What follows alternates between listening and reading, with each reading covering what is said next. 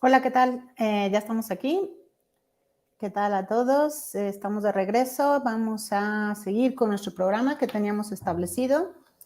Vamos a dar paso ahora al doctor José Pablo Zagal para la keynote del día de hoy.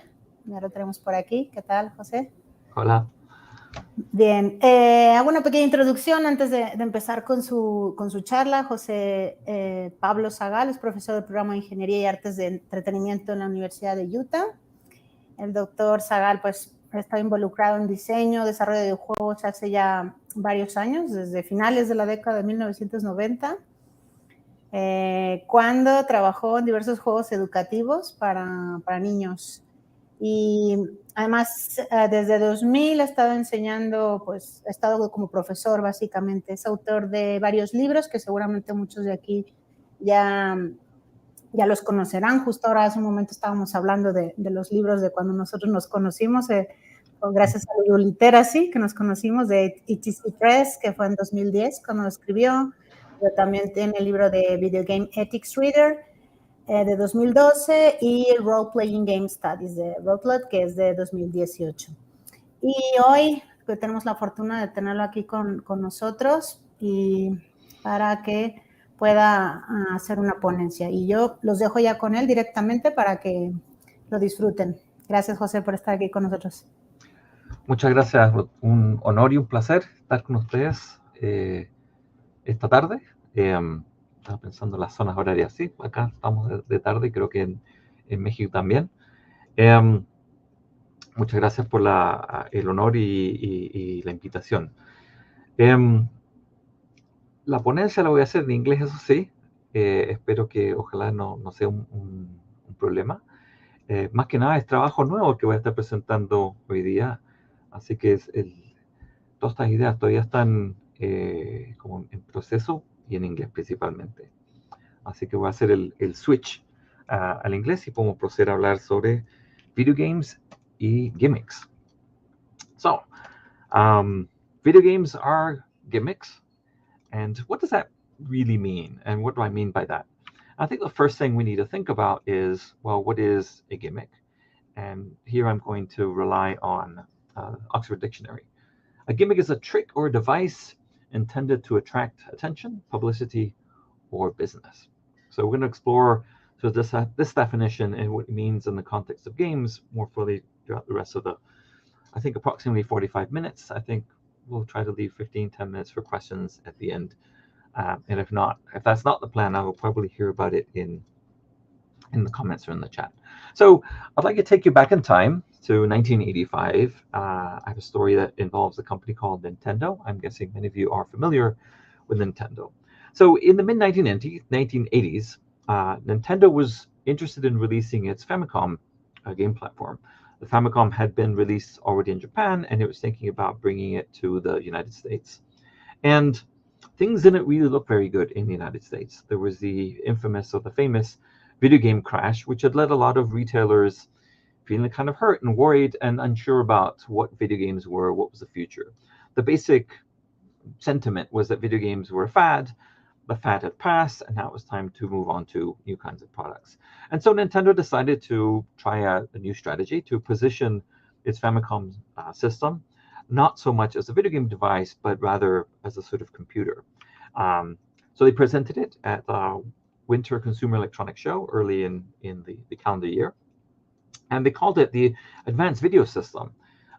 What they showed was the Famicom with a bunch of peripherals. You can see there's a keyboard, a joystick, two kinds of keyboards actually, so the computer keyboard and a musical keyboard.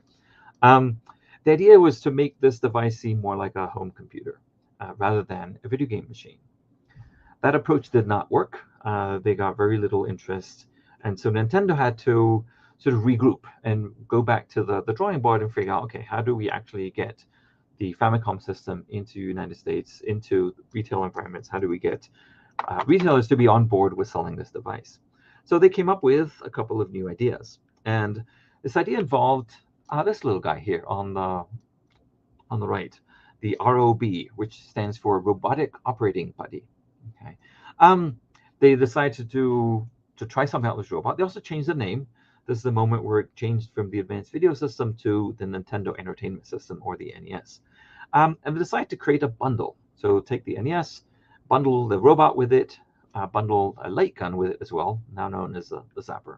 And this sort of represented a way to divert the sort of both retailer and consumer attention from what the Nintendo Entertainment System was really about, which was playing video games. Rather than being a whole computer, now it looked like a sort of advanced sort of robotic system toy and so on.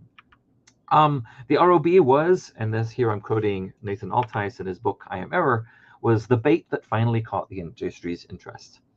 They famously decided to bundle this robot with the NES system, try it out in test market. This would have been in New York City, famously at the FAO Schwartz toy store. That's a photo of that display at that moment in time. I think you're all familiar with how the story goes. It was a huge success. They then decided to open up in new markets, and sort of the rest of history.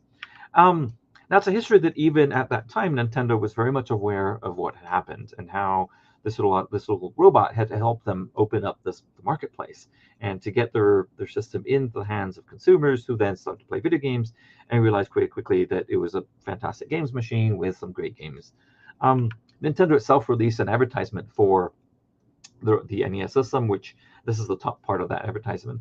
They're sort of recognizing that it was thanks to this robot that the video game market was revived. It was not something humanly possible to revive this market, but the robot definitely could. So the sort of the punchline of the story is that yes, the ROB was a gimmick.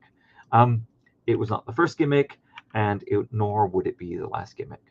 And we're going to talk about that a bit more today.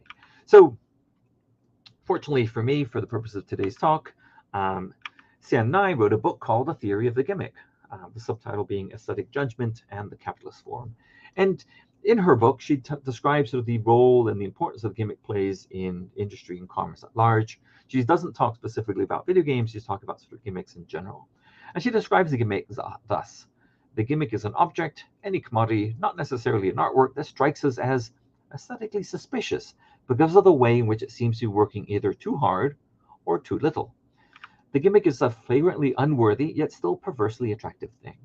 And over the course of her book, she sort of outlines sort of the interesting tension that lies at the heart of the gimmick, which is essentially a duality.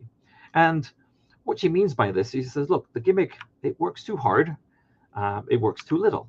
They're trying to get our attention, and they're trying really hard to get our attention, and they're also trying to trick us into, like, this will save time, or this will give you some benefit that maybe it's not worthy of getting this benefit for so little. You get an experience of dissatisfaction because often the gimmick is, in the end, not quite what you thought it was or was promised to have been.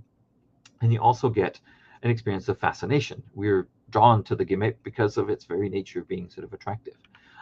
It overperforms in some cases, but also underperforms. It is grossly overvalued. So something ends up being a lot more expensive because of the gimmick, but also the gimmick is sometimes dangerously underestimated. So this is duality that's going on in place. And she sort of concludes with this sort of notion, these questions there. Well, are gimmicks wonders? Are they really this sort of amazing thing that is sort of a pretender of what the future is to be, or are they just simple tricks? Now, when I was reading her book and thinking about this notion of duality, there's the record scratch moment, right? Where I go, whoa, wait, hang on a minute. There's this duality in the gimmick, which is interesting. She's talking about gimmicks. She's not talking about video game, not talking about games, but I like to think about games a lot. And then I realized, okay, well, games are also about these dualities as well, all the time. Just to give you a sense of a few, the infamous ludology narratology is one, I'll say infamous or famous debate. This picture comes from a presentation that Ian Bogos gave many years ago, that on the topic of an upcoming talk at I believe it was a DIGRA conference. As you can see, the year 2001. Espen Arseth and Janet Murray, who were going to sort of debate this, what was going on with games and stories and so on. Jesper Juul's early and seminal book, Half Real, is entirely about this idea that gimmicks are both real in very concrete ways, but also fictional. They're not real in other ways as well. And if we look over what we've studied and discussed so far as a community interested in games, you will find that there's always this duality. Games are stories or they're not stories. Are they real or are they fiction? Are they objects or are they process? Are they a technology or are they a culture? So this duality that is present in the gimmick is also very much present in games. So I think just keep that in mind as we move forward. So going back to tonight, she provides a lens. She says, look, here's some questions that you can throw at whatever it is you're looking at to see, well, is this a gimmick? How much yes, how much no? Does this thing not do as much as it promised or advertised? Is it historically backward or problematically advanced? Does the thing seem too good to be true? Or does it seem like a throwback where someone sort of refreshed something old? Is it grossly overvalued, dangerously underestimated? And I've added two more there at the bottom, which I think also play an important role, what intention does the producer creator seem to have? In the case of the robot, clearly the intention was to divert attention, right? Create attention in this robot so that you don't notice that this device is a video game machine when you were already suspicious of video game machines. I think related to that is the fifth question there, which is what kind of support does this gimmick receive from its producer creator? Perhaps more support is indicative of it less being a gimmick, for example. Famously, the ROB, there were only two NES games that made use of this entire bit of plastic robot. After that, that was it. I mean, I'm sure nowadays there's plenty of fan-made games that make use of it, but originally it was just two pieces of software title from a catalog that would easily number a lot more than that. Okay, so let's switch gears. Let's fast forward 10 years from 1985 into 1995. Still Nintendo, and I want to tell you a slightly new story. This isn't so much a story as I guess a little bit of a deep dive into this guy right here, the Virtual Boy. So I'm going to assume that many of you don't know what the Virtual Boy is. I'm also going to assume that if you do know something about the Virtual Boy, it's probably because you've seen it in a list such as this. So if you've ever seen a list of the worst video game consoles of all time, I'm pretty much sure that almost every single time the Virtual Boy will appear somewhere in that list. Maybe not the first, maybe not the last, but definitely be on that list. There's even a Wikipedia page of a list of commercial failures in video games. It's a relatively long list, actually. The Virtual Boy is on that list. It's kind of at the bottom because the V for Virtual Boy makes it alphabetically appear at the bottom. So the Virtual Boy. Maybe many of you are wondering, well, what was the Virtual Boy? So rather than describe it with a slide, I thought I would just use a flyer that Nintendo created to advertise its Virtual Boy and hand us out. So I actually have one right here if you're curious. So the Virtual Boy is a standalone console. Now, standalone is literally standing in many cases. It's a device, if I showed here, that actually stands on its own two legs. It sits on top of the desk. You peer into a visor. You can see there the picture on the top left. It has two displays, high resolutions for the day. They're actually widescreen, two widescreen displays for the day. And when I say widescreen, I think this might have been the first widescreen video game machine ever. And two displays, one for each eye, allows it to create what Nintendo is calling here true 3D graphics. So basically it has stereoscopic 3D, so you can actually have depth perception in there. It has its own controller. You can see there in the middle, which is hooked up to the main device. Two X pads, a couple of buttons, and also buttons on the bottom. It features a 32-bit processor. The display is kind of unusual also in that it only displays a single color, and that was red. So the games for the Virtual Boy look something like this, and you have to pardon me for not being able to show you a true stereoscopic screenshots. This is a screenshot from Teleroboxer. The two things on the bottom are your fists, and so you're punching these other robots. This is Mario's Tennis. You play as a character, in this case Mario. You're just playing tennis. And this is the Virtual Boy Wario Land game, which basically played a lot with a foreground and a background. You can see Wario there, very small in the background. If he continues walking left, he can actually jump forward into the screen, and you see him much bigger as well. So these are just three examples of screenshots from some of the Virtual Boy games. So here the question that I have on the table is, in what ways was or was not the Virtual Boy a gimmick? So we can go back to Xian Nai's questions, and we can ask, well, did it not do as much as promised or advertised? So here we have to look at, well, how did Nintendo promote it or advertise it? I'm going to limit my analysis here only to the United States. As an example, a video game magazine, they basically had two big themes going on in the US as machine was advertised. One was the sort of post-apocalyptic kind of theme. Think sort of Mad Max, kind kind of style in this future where everything has gone to pieces. There is the Virtual Boy, and there's these sort of rough youth who are sort of moving around, and they get trapped and caught by the Virtual Boy that then sort of gets stuck to their faces, and then they see these games. And they came up with a tagline, which was a 3D game for a 3D world. So that was one theme in their advertising. They're basically advertising, look, this is a game that kind of like traps you in this world that is 3D. A second theme, I think, is sort of encapsulated in this ad, which is curiously sort of psychedelic and trippy.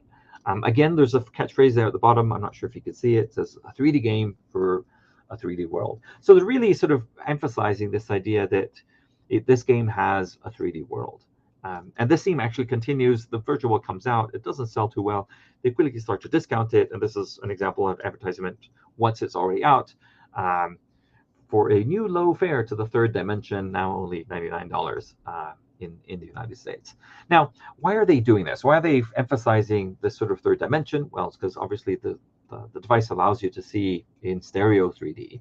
But they're also, in the context of when this comes out, which is 1995, they're trying to make sure that players understand that this is not 3D in the way that these games up here are also 3D. So this is Virtua Fighter 2, which is sort of the state of the art in 3D graphics at that time.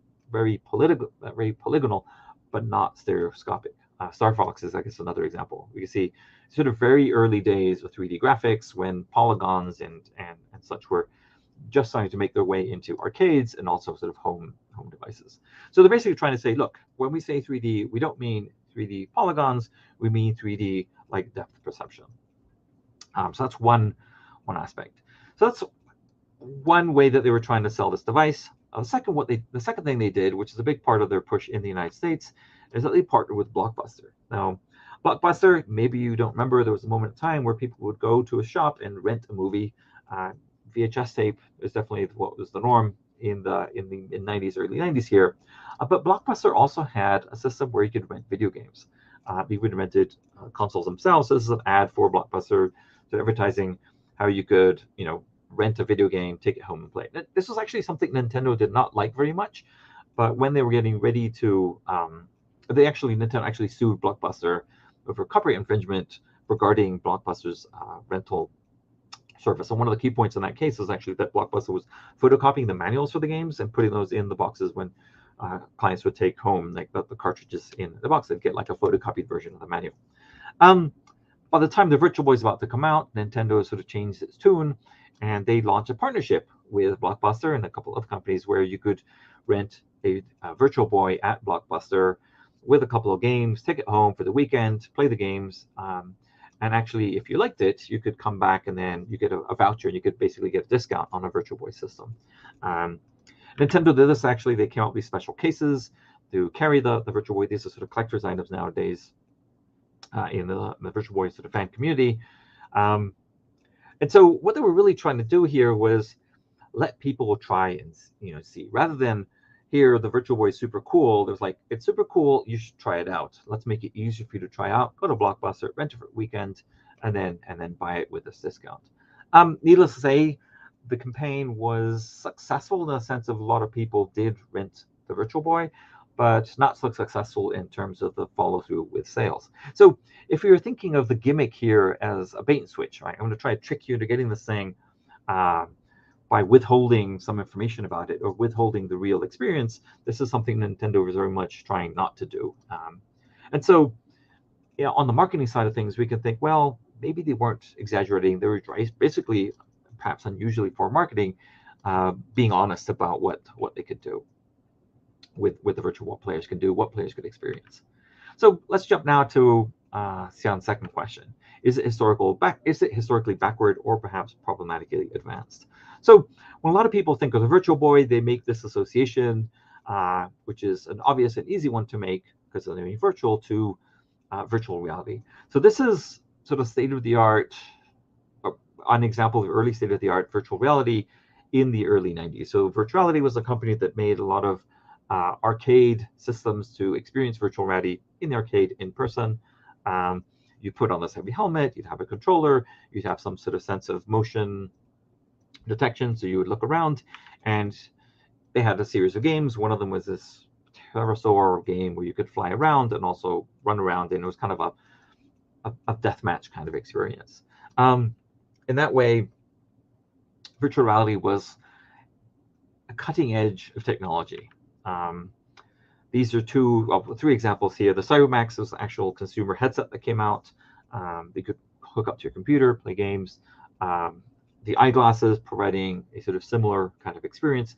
No helmet, but just glasses on which images were projected. These all offered the stereo 3D experience. And the one at the bottom right there is actually Sega. Sega announced a sort of home VR system. It never launched, but it was demoed and tried out. And there's a couple of games that were out there. So this is sort of Virtual Boy is in the realm of the cutting edge of technology in many ways, right? We all know what happened with VR in the 90s. That didn't end up going anywhere. But this is before people knew that this was not going to go anywhere. This is VR. It's exciting. It's a hot new thing. 3D graphics just come out. Now we have headsets. It was all in. So in that sense, Virtual Boy is forward-looking. It is sort of providing some sense of promise of the future.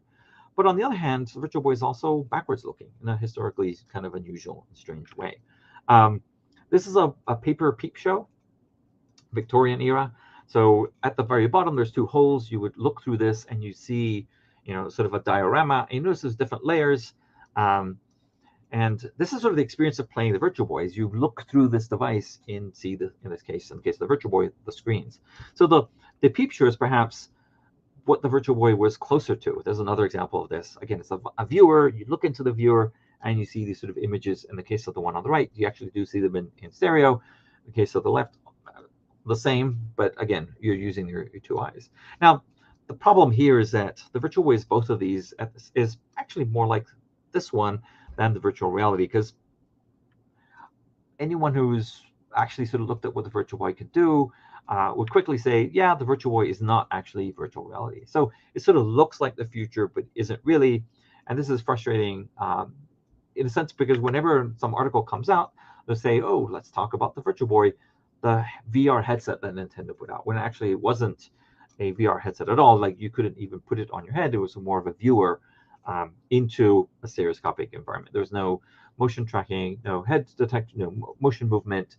It was just stereo. Like, in that sense, it was very much like both of these devices here. So in that sense, it's strange because it sort of goes to the past while sort of looking like something from the future. And it also goes to the past in another sort of unusual way. This is Little Professor, which is a calculator, toy calculator that Texas Instruments put out in the mid-70s. I only have it here because I'm not sure if you can see on the box there. There's the display is actually using red LEDs, okay, which is exactly the same technology the Virtual Boy had inside its displays, which is an array of red LEDs. In the case of games, in many ways, the Virtual Boy looks more like, or the display of the Virtual Boy looks more like the display for a lot of Mattel sort of handheld toys, which came out in this case, the mid-1980s, with its red LEDs, its red lights, and its movement through those as well. In that sense, it looks more like a toy from the 80s. Maybe some of you are familiar with these sort of toy viewers, right, that you would hold up to your eyes, just like the Virtual, which you wouldn't hold up because it's too heavy. You look into.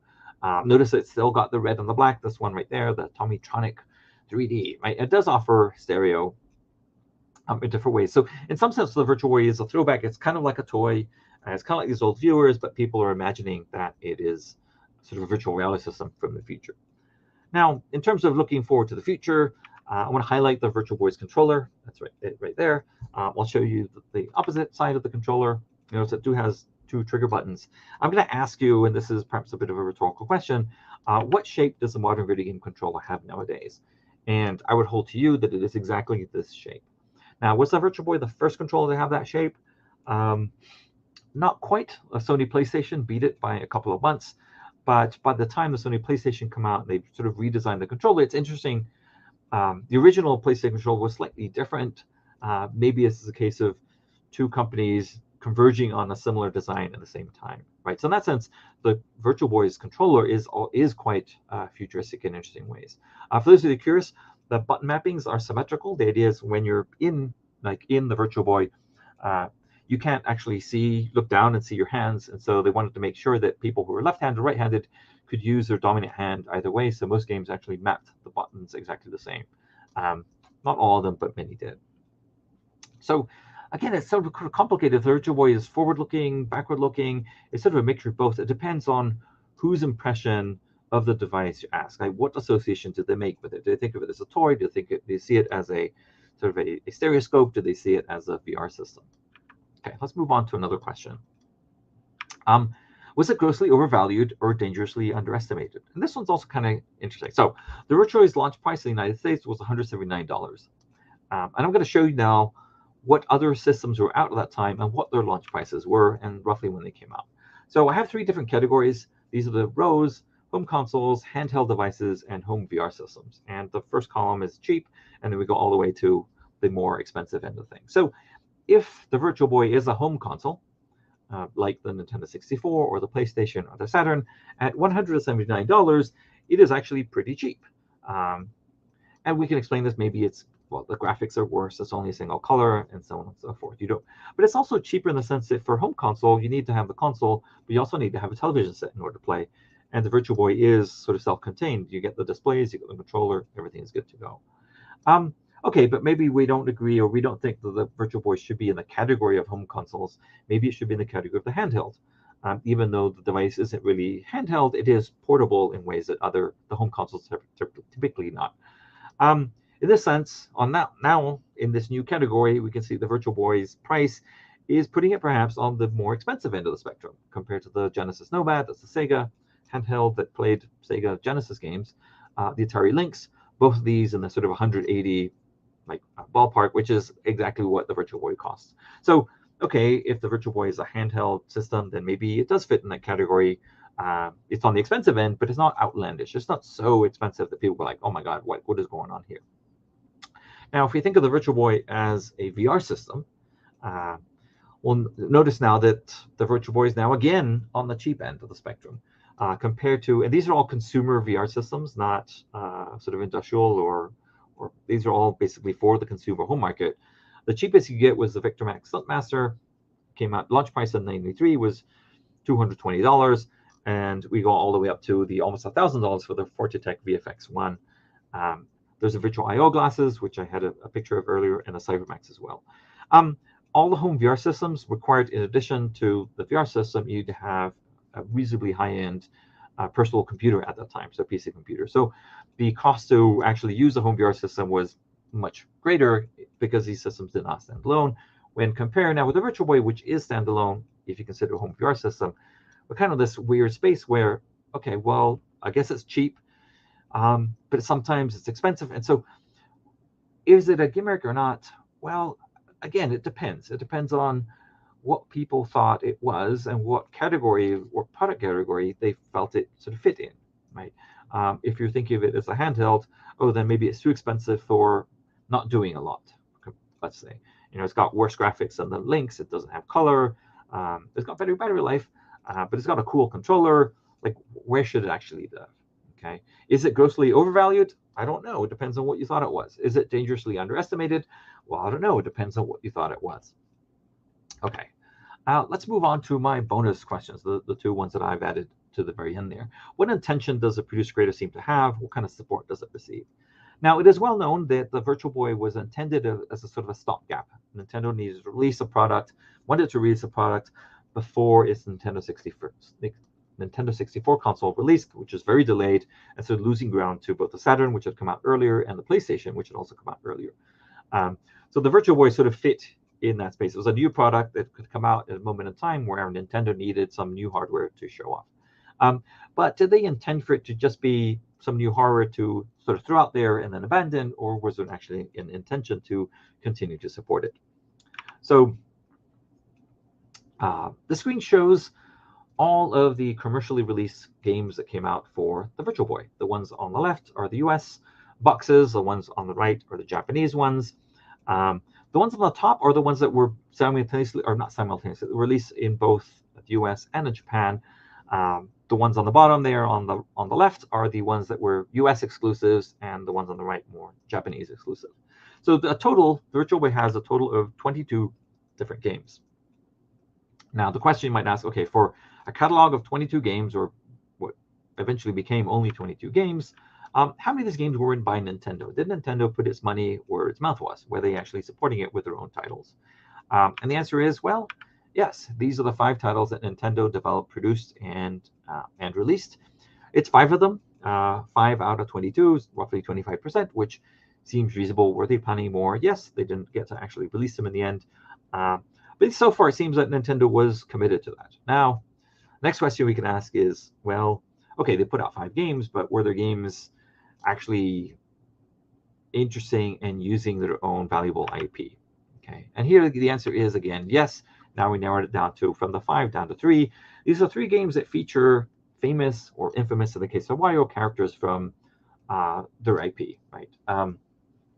Mario Tennis, I believe, might actually be the first Mario Tennis game to come out on. So it wasn't the case that Nintendo was just throwing whatever and just releasing a couple games because why not? These were serious sort of first-party games developed by them that made use of their valuable IP. Wario Land, in many ways, is sort of successor to, there's a Game Boy Wario Land game that preceded it. And so it seems kind of unfair to say, well, they didn't really treat it seriously. This was one of the Nintendo top teams who worked on the Virtual Boy and also developed a series of games to release to support that platform. If anything, the story is that Nintendo failed to bring on board enough third-party publishers. They were so worried about the sort of the secrecy and the interest behind this new technology. It didn't do enough to support other creators, other kind of game companies developing games for the platform. Maybe that happened too late, and therefore there wasn't as much of a steady throughput of titles. Nintendo's original plan was actually to release a game a month, sort of a Virtual Boy game, by them, one every month. This did not actually come to pass. So let's go back to our questions. Is this a gimmick or not? Does it not do as much as promise or advertise? Unclear. They were definitely honest in their advertising. Is it historically backward or perhaps problematically advanced? Again, kind of unclear. Is it grossly overvalued or dangerously underestimated? Again, unclear. I'm kind of leaning that it's not a gimmick.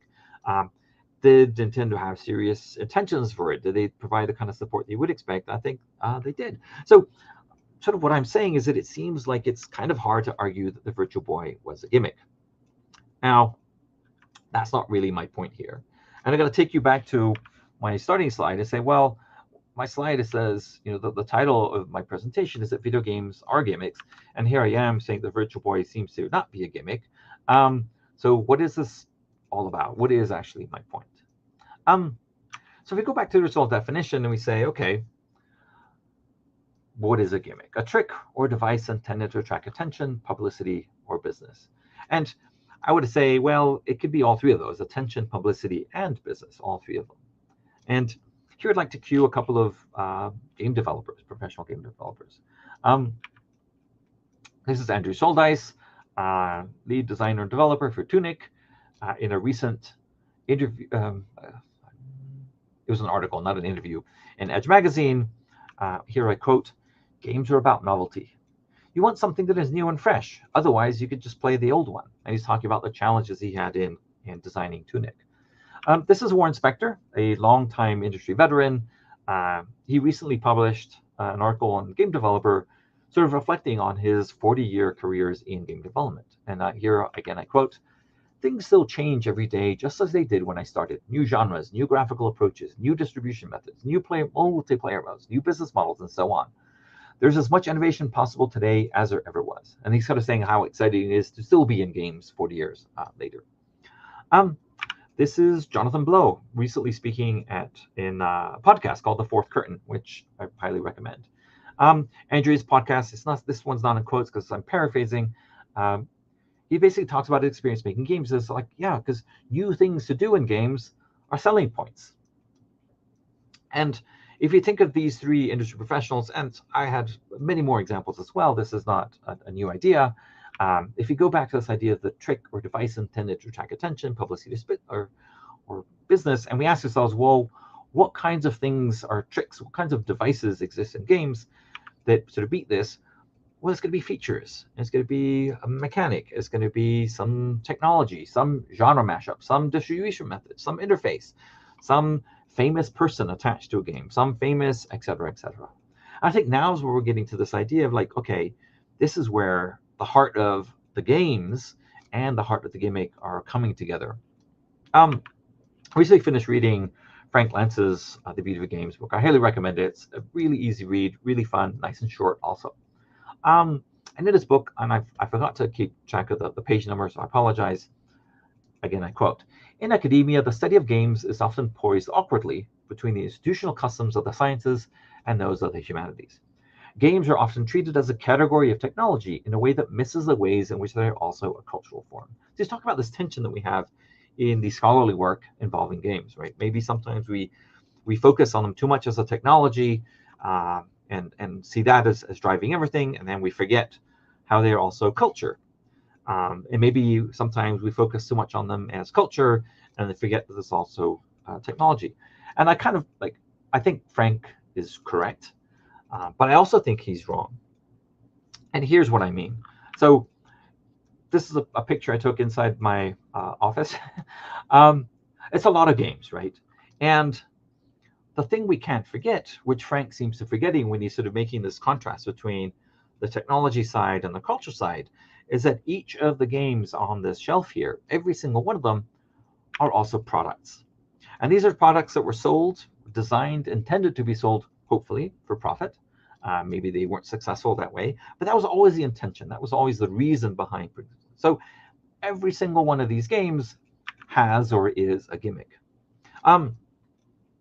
That gimmick is something we need to remember was something that was done on purpose. It was purposely designed, purposely added, purposely considered. Maybe the whole game started, the concept of the game began with the gimmick. Now, why is this the case? Because it needed to. This game needed to catch someone's attention. A consumer, a player, a publisher, a retailer, a marketer. Someone needed to go look at this game and go, oh, that seems interesting. I haven't heard of that before. That's the novelty that Schultes was talking about. That's the selling point that Jonathan Blow was talking about, right? That's the innovation. That's a new thing that will get a player's attention. And so when we think about games and we think about studying games and understanding games, maybe we need to ask ourselves a question such as this. What about game X? Pick any game that has come out, any game that's about to come out, and ask ourselves as scholars, what about this game was intended to catch our attention? Okay. Maybe for a specific game, maybe it was some feature, maybe it was some technology, maybe it was the setting of the game, maybe it was the theme, maybe it was some characters that appear in this game, maybe it was the music, maybe a specific person's involvement, or maybe a team. The new game by this studio, right? What was it that was intended, was designed, was purposely put in the game or made a part of that game's design and development that was to draw my attention, my being consumer, player, and so on and so forth.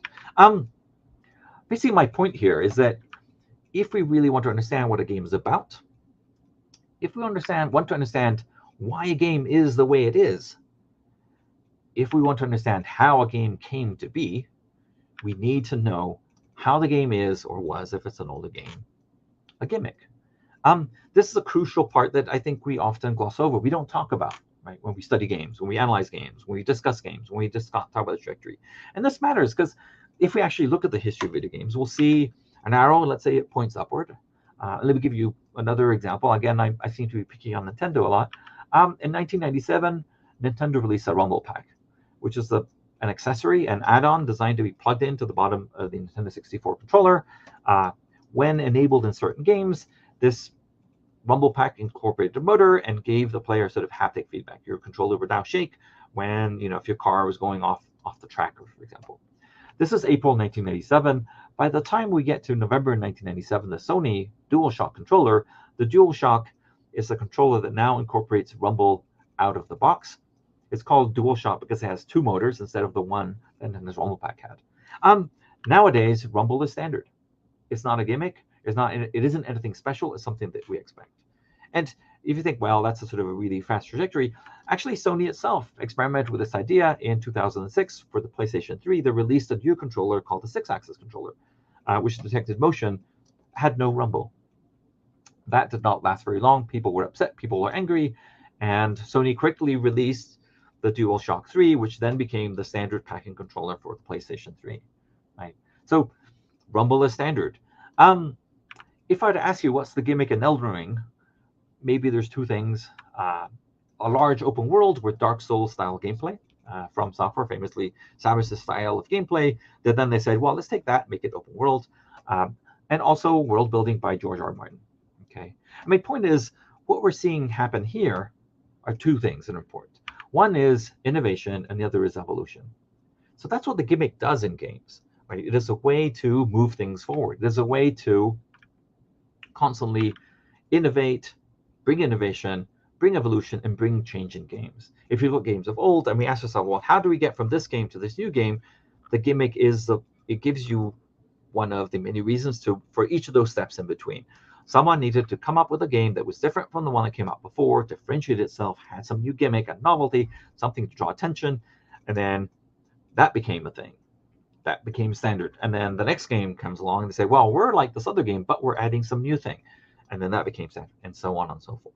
And I think it's about time we started to pay attention to these kinds of things, right? And to ask ourselves more questions about how did games change, how did they evolve, and make sure that we're incorporating these ideas into our analysis, into our evaluations, into our thoughts about different kinds of games. Thank you very much. That's my talk for today.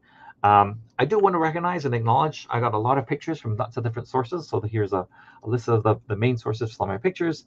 But on that, I think I'll open it up for questions. And I think I'm supposed to look at the chat. Muchas gracias, José. A ver, tenemos un par de preguntas. Sí, algunas te las hemos ido poniendo aquí en el chat. ¿Quieres que las hagamos todas en inglés? Porque hay inglés, español, está un poco mezclado. I think I'll stick to English just for greater accessibility. I'm not sure that everyone in the audience speaks Spanish, but I assume that everyone in the audience speaks English. Don't worry. So let's go to start with Greg Bales. And the question is, does the stereoscopy offer any gameplay affordance not possible on other platforms? That's a great question. It's something I had on the talk and I cut it out for time. If we look at the games that came out for the Virtual Boy, there are many for which the stereo aspect is what makes the game work, right? And let me rephrase. So if stereo, the question here basically is stereo itself a gimmick? Is it just a thing that you add to draw attention, but doesn't seem to form some heart or some core of that game? And I think there's a couple of examples, of really strong examples, of games in the Virtual Boy catalog that are basically unplayable without stereo. What we see in a lot of the games here is we see Nintendo and other companies too, who are trying to answer that question. They're trying to say, okay, this thing does stereo. How do we incorporate stereo into our games in a way that is meaningful, in a way that is interesting, in a way that is novel? And I think we've seen this challenge later on, nowadays with the second wave of VR. Again, the question becomes, is this a game that I could only play in VR?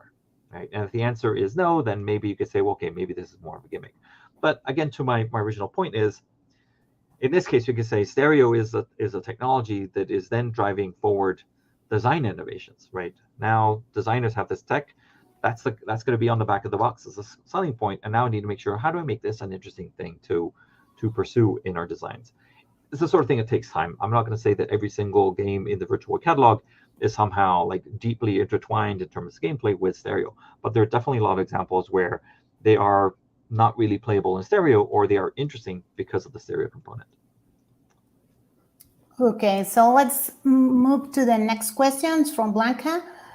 Blanca Lopez said, I agree that many game displays and gadgets are just gimmicks, but is there a possibility that a gimmick can be reinterpreted by the audience and gain value beyond commercial purposes, such as a symbolic value?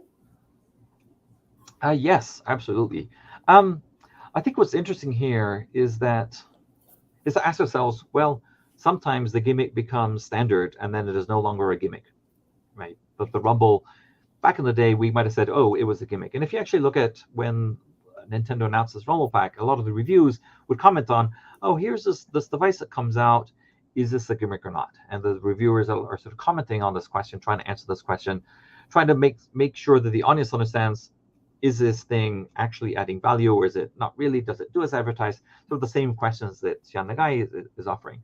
So whether something is or isn't a gimmick, it is also, we could also make a strong argument is relative, right? There's a duality. It depends on, well, when are you looking, right? At a certain moment in time, maybe yes, but the same feature, the same element, the same aspect in the future might no longer be a gimmick.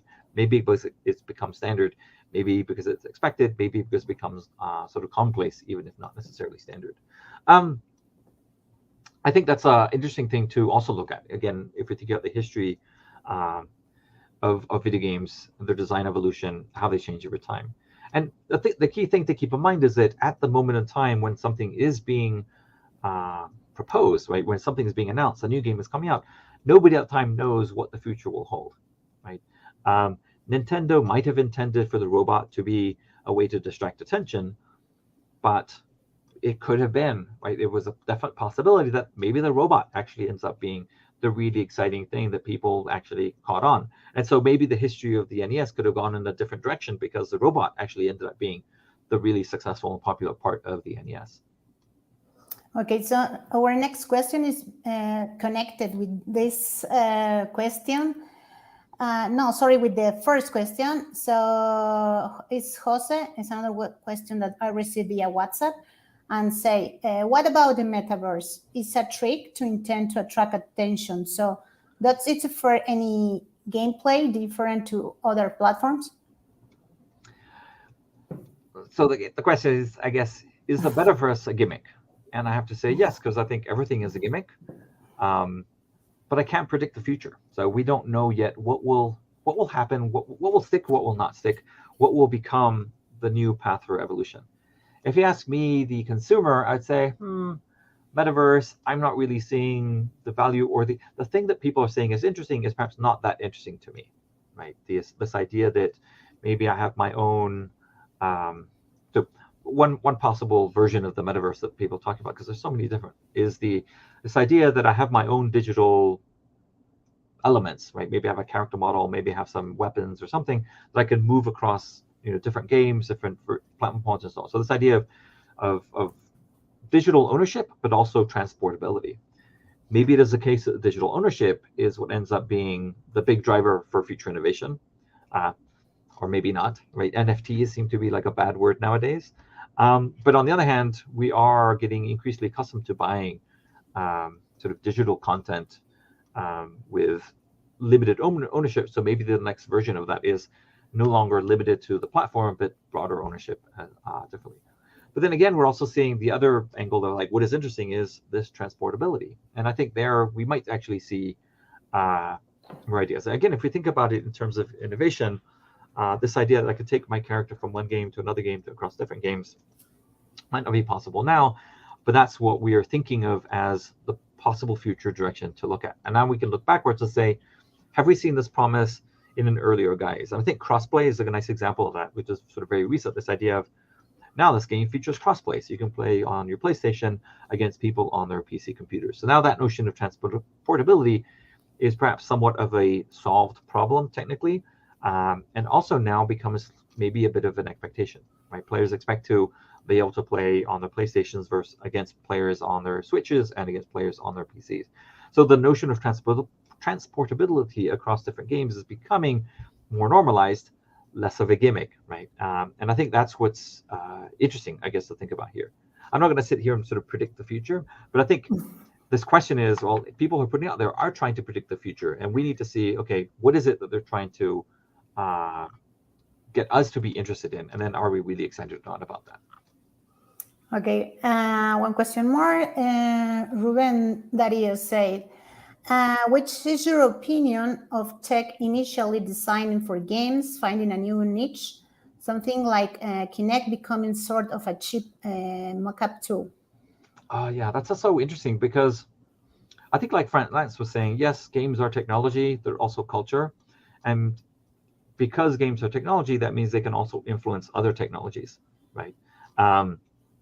In this case, hey, let's use the Kinect as a cheap version of mocap, or let's use the Xbox as a cheap way of setting up a graphics rendering farm, which is something that the US military, I think it was the Air Force, realized that it was cheaper to buy Xboxes and to buy PCs with advanced graphics cards for their GIS systems processing. They had a lot of sort of video footage that they needed to process, and it was cheaper for them to buy a bunch of Xboxes, set them all up, install their own software on them, and do that.